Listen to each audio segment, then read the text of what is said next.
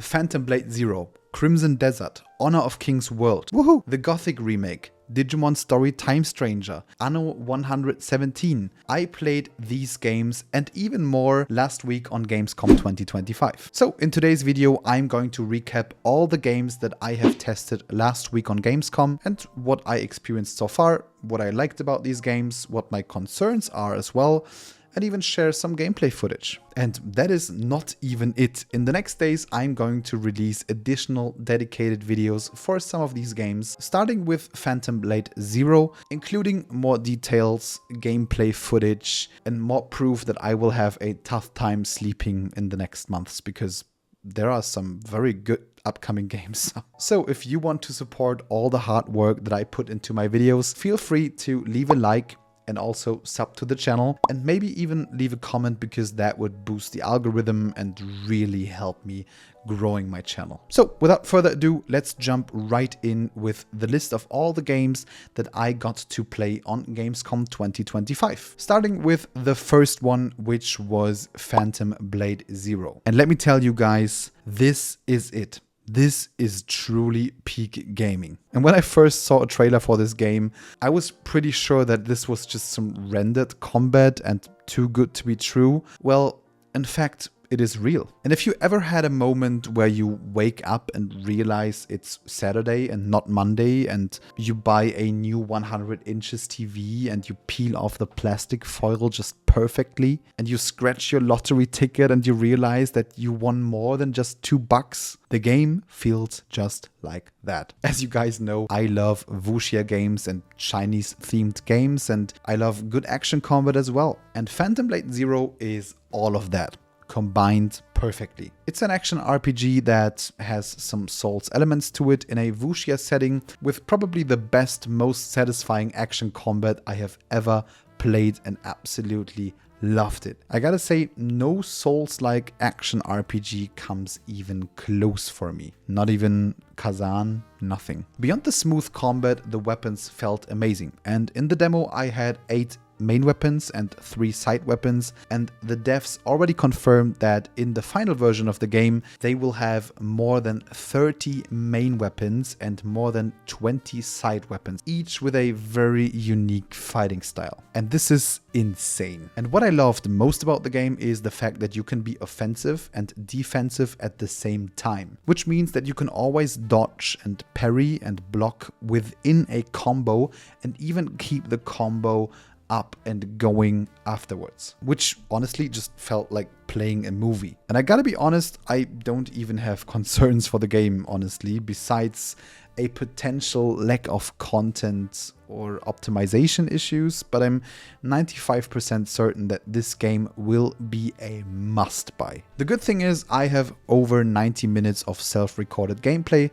so the next video is going to be about Phantom Blade Zero, and I'm going to share more details about the game. So if you don't want to miss that, make sure to subscribe to the channel and stick around. Next up, we have Honor of Kings World, and even though I have this very cool t-shirt, I'm not sponsored. They just invited me to test the game and I really loved it. Unfortunately, I was not able to record the game, but I probably had the best Gamescom experience I ever had with this game. If you don't know this game, Honor of Kings World is an MMO created by the team behind Honor of Kings,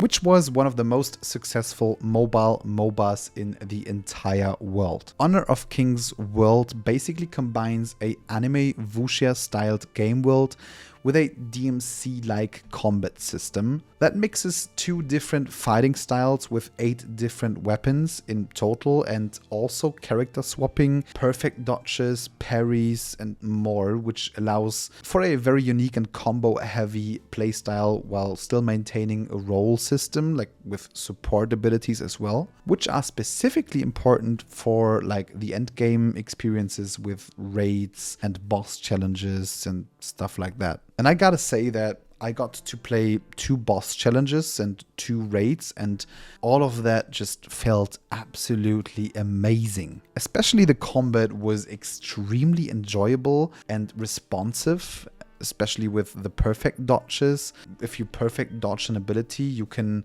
basically teleport to the enemy and counter him with a combo, and it just felt amazing. And I gotta say that I didn't get to play such a responsive and good combat system in an MMO in a long while. Oh, and you can actually use almost every ability in the air, which is just it's just right down my alley. So back to my experience, I played the game for about 60 minutes and then the devs put me on stage with a friend of mine to fight a pretty challenging boss in front of the crowd. And I don't know if they actually realized that no one even knows me, but it was still fun. And the boss actually had some unique mechanics that we had to utilize in order to win. And by one of us two going support, we actually did the boss first try.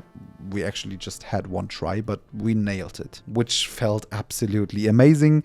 So we won this cool shirt and also this beautiful guy over here. So we still need a name for him. So if you have any idea, please share it in the comments section below. Now, what I can tell you is that Honor of Kings World was one of the games of Gamescom 2025 that I enjoyed the most. It's definitely in my top 3. And after playing some Blue Protocol this week, I feel like the combat and animations of Honor of Kings World are just on a completely different level. My only concern about the game is that the open world exploration and questing might feel like a Genshin-like, maybe a Wuthering Waves-like, which is not really my type of gameplay. I might be wrong. I didn't get to really test it myself. I just saw it on other PCs and it looked like Genshin-like exploration. But I didn't get to test it, so I don't want to make any assumptions. We will see about that when the game comes out. And I'm also in touch with the publisher, so I will keep you guys up to date. Next up, we have Crimson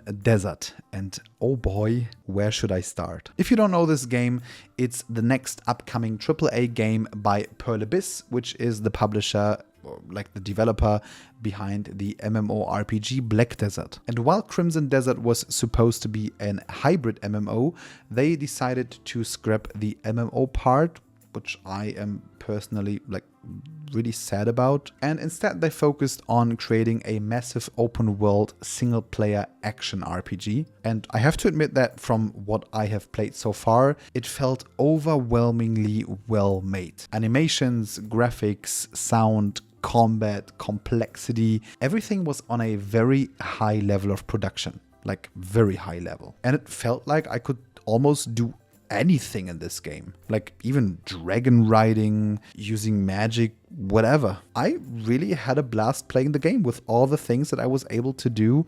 If you want to slice up multiple enemies with a sword, you can do that. If you want to pick up an enemy and just throw him into the fire, you can do that. If you want to drop kick an enemy or a boss, you can do that. If you want to use magic, you can do that. If you want to ride on a dragon, you can do that. And if you just want to jump onto someone and just keep hitting him in the face or stab him, you can do that. I feel like the game has uncountable combat options. Now, a few days ago, I turned 31. This might sound like a random side note, but listen, I felt that. Either I'm just simply becoming old, or this game is just too much for my brain. Because there were so many inputs, I have no idea how a human being is supposed to remember them all. Like every button and every button combination had a unique input, and I truly had absolutely no idea what I was doing. Which is my biggest concern for the game, because I think it might just be way too complex for most of the casual players. Well, I got 30 minutes of my recorded gameplay, so I'm going to make a whole dedicated video about the game.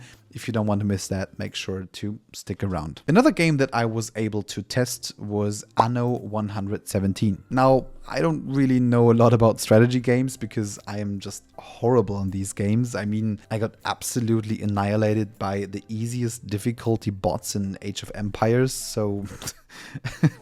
But I have played some Anno games, and I have to say, the newest game looks pretty damn good. Anno 117 plays in the time of the Roman Empire, which is a very interesting historical frame for the game. And without spoiling you, you have two very different unique perspectives to experience the game, and you can switch between them. Two major improvements that I think made the game far more enjoyable was the ability to build curved roads, and also the fact that they actually added real-time combat to the game, comparable to Total War or Age of Empires. And not just naval combat, but actual ground combat and siege battles, which I think looks pretty cool and brings some action into the game. However, I had no idea what I was doing, so I'm not going to share any gameplay. I have no idea about any strategy games, I'm sorry. Next up, I got to play the Gothic Remake. And I have to admit that Gothic is one of my favorite games of all time from my childhood. So I was beyond hyped to finally get my hands on this game for the first time. Unfortunately, I was not able to record my experience, so I'm just going to show trailer footage and talk about it. And if you don't know the original Gothic, it is a legendary RPG from 2001 with outstanding systems like a faction system, the breathing and living game world where NPCs have a daily routine, and unique and fun dialogues that are just the best dialogues in any RPG. They are just still stuck in my head. Machst du noch was anderes, außer zu rauchen? Manchmal lasse ich mich auch von rachsüchtigen Sumpfkraut-Junkies zusammenschlagen. Now, for the Gamescom demo, what really blew me away was the fact that they actually created a unique voiceover just for this specific demo, like referring to the Gamescom, which was extremely funny actually. Overall, the humor of this game and its dialogues are the most important thing for me, and so from what I've seen so far, we are definitely in for a treat. Beyond that, the game looks and sounds pretty good, and they have definitely made some major improvements to the game world, both in size and design and complexity, and they also added some new areas to the game, while still making me feel like I know exactly where to go and I feel right at home. However, what didn't convince me about the Gothic Remake was the combat system.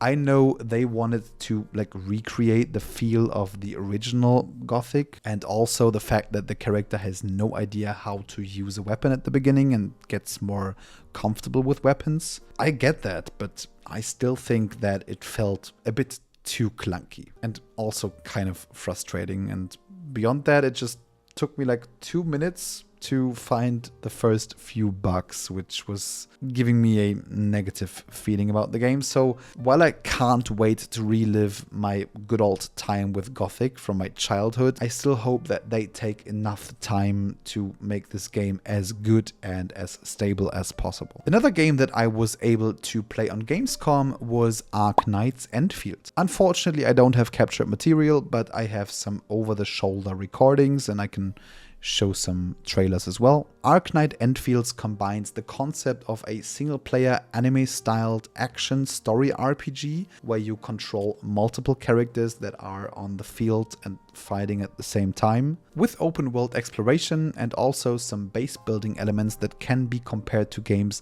like Factorio or Satisfactory. So you can actually build factories and productions and automate stuff, which I think is cool. And from what I can tell so far, the combat felt very decent and the quality of the game, especially the cutscenes, were pretty high as well. And I seriously had a blast fighting the bosses in the game. The combat is enjoyable. I think there's still some room for improvement and some room for more flexible moves in the combat, especially there is no blocking or parrying feature, just perfect dodges. But so far all the systems that I got to experience in the game were a lot of fun and I can't wait to play the final game. Unfortunately, my main gripe with the game is that they are not focusing on the co-op or MMO features, and it will most probably just be a single player experience most of the time, which some of you might actually prefer.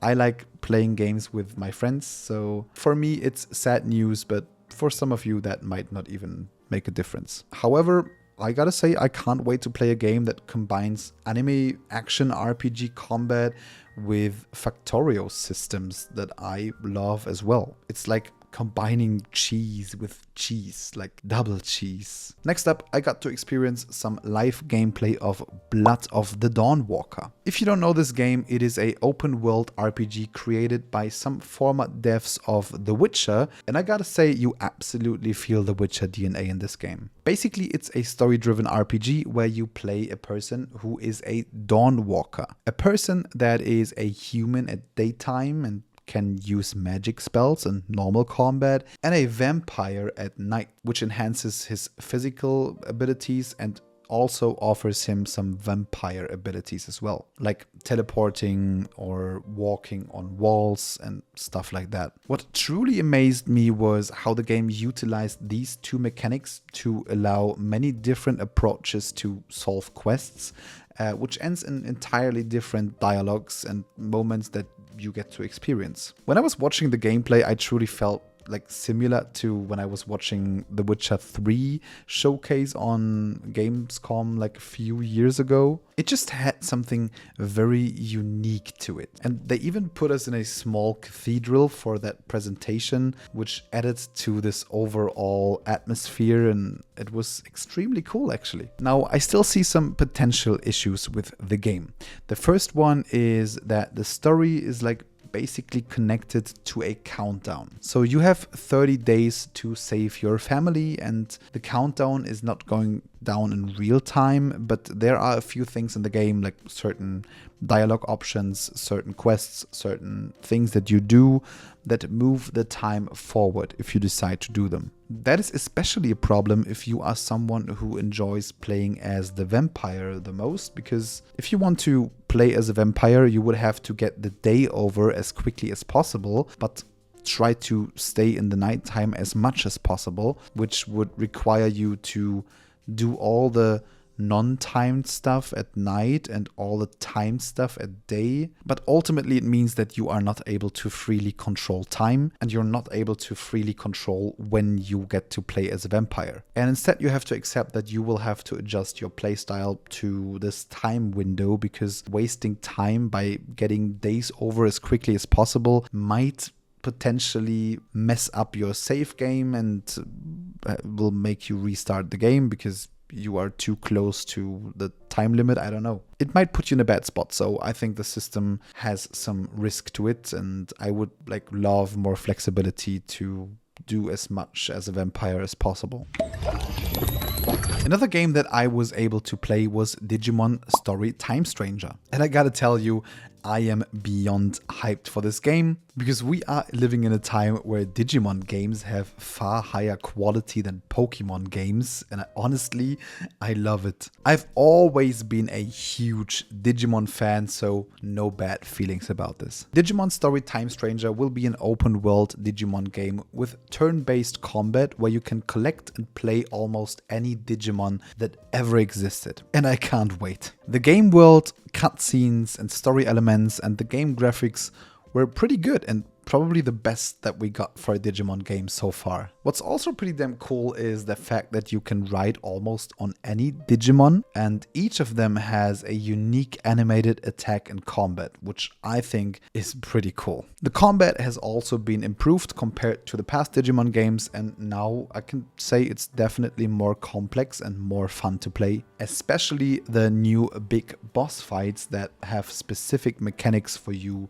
to adjust to. However, we gotta be honest, it's not an Expedition 33 level of turn-based combat. It's still very simple turn-based combat compared to other games. It has systems like elemental strengths and weaknesses and some unique twists to it, but nothing groundbreaking. One thing that makes me a little sad about this game is that most of the abilities and attacks don't connect with the enemy. So you just see your Digimon's animation and then you basically see the enemy getting hit. So the camera just swaps between these two characters and you don't actually get to see how your Digimon hits the enemy, which feels more like watching a PowerPoint presentation than actual combat. But I understand that this would probably be a huge amount of work with this huge number of Digimon that is in the game. But another thing that kind of makes me sad is that they completely took out the multiplayer and the PvP aspect that was part of the games before that. And I truly hope that they change their minds, or at least come up with a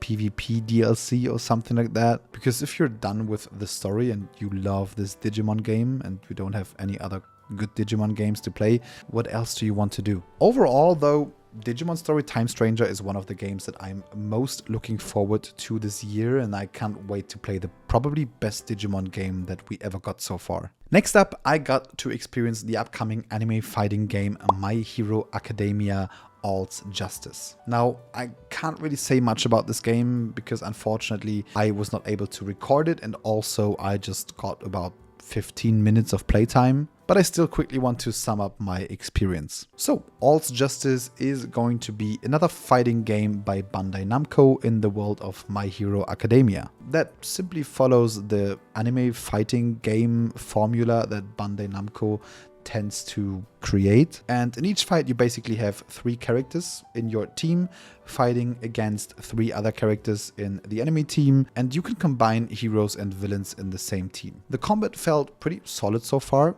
There are lots of air combos and the option to extend combos by swapping characters mid-air, which I think felt pretty good. The combos were fun to use and you had lots of flexible options to change your combos, so I liked that. But beyond that, I didn't really see any unique mechanics or groundbreaking features worth mentioning. But if you are a fan of the anime, I think it will definitely be a game that you should check out. However, I do see some major issues for the game, and I want to share them with you. First, I felt that the balancing was kinda off, and some characters like Deku, for example, just felt way too strong compared to the other characters. Secondly, the game will only be available in 60 FPS, even though it does not seem to have multiplayer or PvP, which is kind of odd to me and kind of very outdated. Both the fact that single player games are capped in FPS and 60 FPS, and also the fact that a fighting game has no PvP. That's really odd to me, and I don't really understand why they took this out. Maybe because of the balancing, I don't know. For me, it absolutely makes no sense. Anyway, let's jump over to the next game that I got to experience on Gamescom, which was Gods, Death and Reapers. This game was formerly known as Project Pantheon, which is the next upcoming game by the studio behind the game Voltsen Lords of Mayhem. The cool thing is I didn't just get to play and record the game for 1 hour, I was also able to interview the game designer and ask some crucial questions. And I'm going to share the full interview in a dedicated long video, including gameplay and all the questions that I asked in the upcoming days, so stay tuned. But simply put, Gods, Death and Reapers is combining the top-down ARPG formula in a dark fantasy setting, and also the idea of extraction games like, for example, Escape from Tarkov, creating a very unique and new game where you basically try to fight your way through monsters, finish a few quests and collect materials and try to kill other players, or most probably either try to run away from other players and don't get killed. And so far I gotta say that I really enjoyed the game. I had a great time with it. Well, at the first time I accidentally had my controls on mouse movement. Someone changed it who was on the PC before me, and I quickly realized that you can actually use WASD movement, and you even should do that, and it felt so much better. My only concern about the game is its long-term replay value and the combat system, because the combat felt a little clunky and I could imagine some major improvements, but overall both of these things can still be worked on. But I'm going to share my full experience in a separate video, so make sure to check it out when it's released. Next up we have Neverness to Everness, a game that besides Project Mugen really caught my interest when I saw gameplay for it, and I wanted to play it on Gamescom as well. If you don't know this game, it basically combines GTA with a gacha game system like Wuthering Waves or Genshin Impact, for example. Neverness to Everness is a free-to-play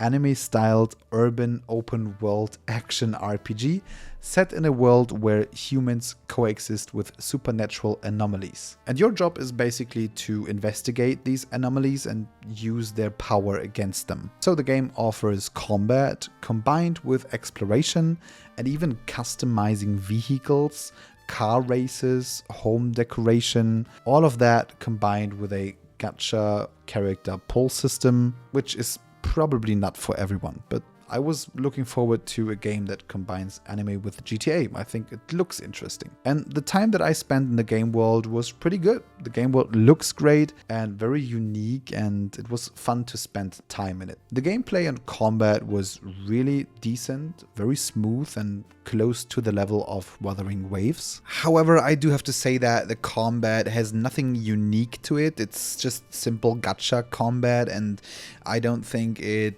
sets itself apart with some unique features. It's just pretty basic gacha combat. You do feel the game's gacha and mobile DNA, and I truly hope that they find a way to make the game as enjoyable for free-to-play players as possible. But I do expect the monetization to be a problem. We will see. And they should also improve the driving mechanics, because it kind of felt like driving on rails in this game. Like, I've seen mobile games with far better driving physics, so it's not impossible. It's not bad, but I wouldn't say that it feels like a major mechanic of the game. It's just there, and I think it still can be improved on. Another game that I got to test was Duet Night Abyss. Now, this might look like a gacha game, but trust me, stay with me. Duet Night Abyss is going to be a free-to-play anime-styled action RPG that blends fluid, high-mobility 3D combat with a weapon swap system between melee and ranged weapons. The combat, and especially the traversal and movement in the game, feels very inspired by Warframe actually, but in anime style. So think Warframe combined with Honkai Impact 3rd. A cool aspect of the game is that each of the characters that you can play can actually use all of the melee and ranged weapons in the game, creating a very unique fighting style, which was mostly a lot of fun to play around with. And I gotta admit, I had a great time with the game. It was a lot of fun to play around with weapons and just jump around and shoot enemies, and it was great. Now, technically the game was supposed to be a gacha game, but they just made a huge, bold change to the game's monetization. Because a few days ago, they announced that they scraped the star ratings, the rarities and restrictions, and made all the characters and all the weapons unlockable through gameplay entirely, ensuring that players don't feel like they have to spend money to enjoy the game. In other words, they basically took out the gacha system and focused on cosmetics. And I think that is a very good change, and other anime action RPGs could definitely learn from that. Yes, I know you are listening, Hoyoverse. I see you. Don't look away. Stop pretending to be asleep. I know you heard that. My only wish for the game is that they add character swapping or weapon swapping to allow more variety in combat. Because after some time, your loadout can get quite boring. You have a lot of weapons to choose from and a lot of characters, but the problem is to change them, you will have to be out of combat and open the menu and stuff like that.